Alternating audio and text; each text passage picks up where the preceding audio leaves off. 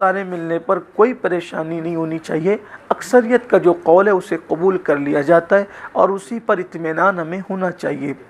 तो इसी तरह हज़रत ख्वाजा उस्मानी हरवनी रहमतुल्लाहि ताला अलैह की जाए पैदाइश के मुतालिक जो इख्तिलाफ़ है, लेकिन अक्सरियत का कौल ये है कि हज़रत ख्वाजा उस्मान हारूनी जैसी नाबगए रोज़गार हस्ती जिस ज़मीन पर जलवगर हुई वो ज़मीन थी निशापुर की ज़मीन, और निशापुर की सरज़मीन पर हज़रत सैयदी ख्वाजा उस्मान हरवनी रहमतुल्लाहि ताला अलैह हुसैनी सादात के घराने में पैदा हुए।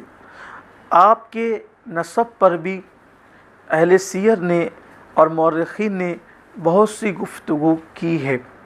आम तौर पर बहुत सारे लोग हज़रत सैयदी ख्वाजा उस्मान हारूनी रज़ियल्लाहु ताला अन्हु के नसब के मुतालिक बहुत सी आरा रखते हैं। बहुत सारे लोग खामोश और चुप भी हुए हैं, लेकिन बहुत सारे लोगों ने ये लिखा है कि सैयदी ख्वाजा उस्मान हरवनी रहमतुल्लाहि ताला अलैह इमाम हुसैन मज़लूम करबला सैयदना इमाम अली मकाम अला जद्दिही व अलैहिस्सलाम की आले पाक में से है, और 14 वास्तों से, सिर्फ़ 14 वास्तों से हज़रत सैयदी ख्वाजा उस्मान हरवनी रहमतुल्लाह अलैह का सिलसिला नसब हज़रत सैयदी मौलाए कायनात इमामुल औलिया सरकार अली मुर्तज़ा करमल्लाहु ताला वजहुल करीम से जा मिलता है, यानी कि आप हुसैनी सादात में से है।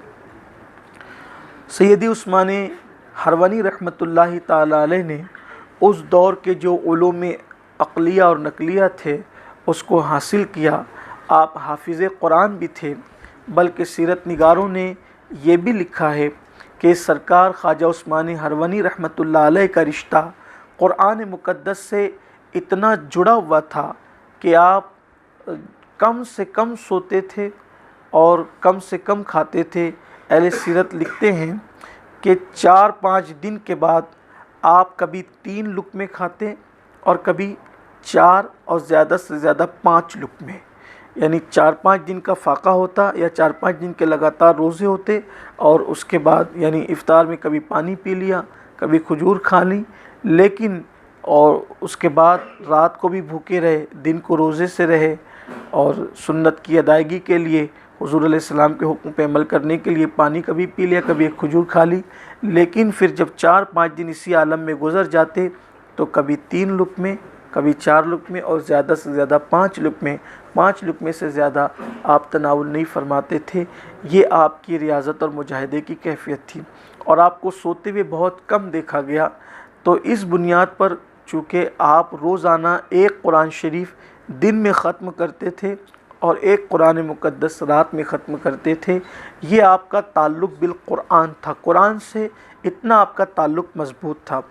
ये बात भी बहुत अफसोस के साथ कही जा सकती है, और बल्कि कहना चाहिए, अगरचे कुछ लोगों की तबीयत पर यह गिरां गुज़रती है कि लोग बहुत सारे औराद व वज़ाइफ पर बड़ी मेहनत करते हैं, लेकिन अगर उनकी ज़िंदगी में, सब लोगों की बात नहीं कर रही है, अवामी सतह की बात कर रहा हूँ, कि लोग इसने ये वजीफ़ा दिया तो उसने वो वजीफ़ा दिया वो पढ़ेंगे, उसने वो वजीफ़ा दिया वो पढ़ेंगे, लेकिन पूरी ज़िंदगी में अगर देखा जाए तो कुरान मुक़द्दस की तिलावत कई कई दिन तक उनकी ज़िंदगी में नज़र नहीं आती।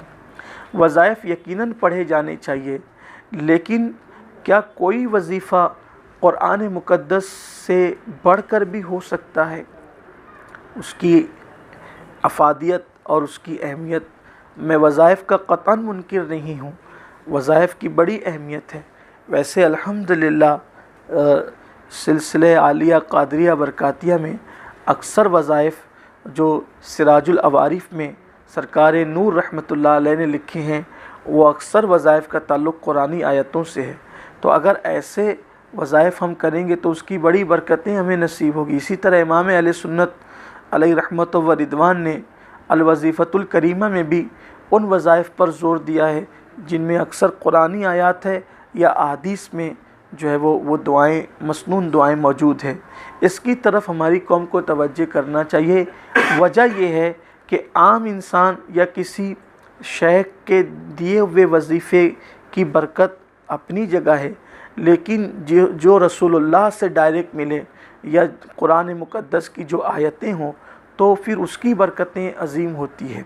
हालांकि मैं ये बात कह चुका कि वज़ाइफ से मैं मुनकिर नहीं हूँ, लेकिन हमारी पूरी तवज्जो, बल्कि आजकल ये देखने में आता है कि अगर कोई चीज़ सिर्फ़ घर से देखकर निकलने की बात होती है तो लोग उसको पाबंदी से करते हैं, लेकिन अगर उनको ये कहा जाए कि बिस्मिल्लाह शरीफ पढ़कर घर से बाहर निकलो तो महफूज रहोगे, तो उस वक्त उनकी कैफियत बदल जाती है। वजह यह है कि उनका यकीन जो है वो इससे किसी और चीज़ पर पुख्ता हो रहा है।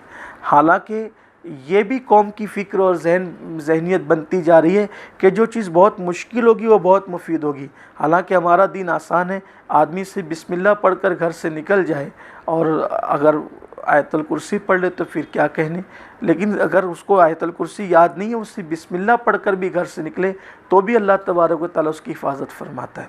बड़ी बरकतें हैं। बल्कि हज़रत सैयदी